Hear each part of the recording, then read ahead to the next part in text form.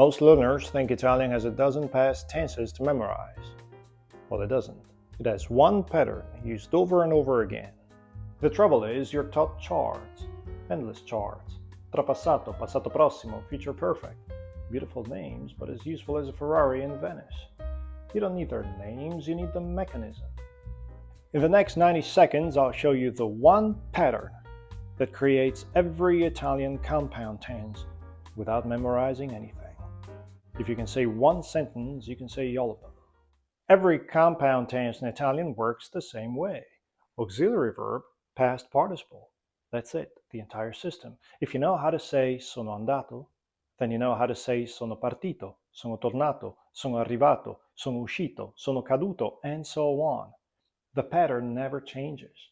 Change the auxiliary, same pattern. Change the participle, same pattern.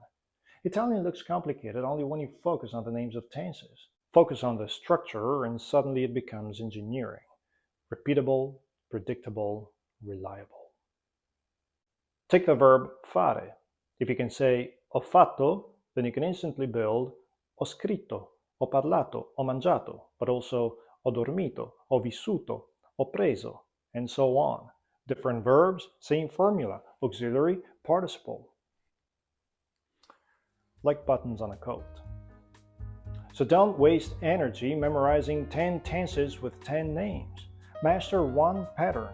If you know how to say ho fatto and sono andato, you already know how every compound tense in Italian works. Everything else is just vocabulary.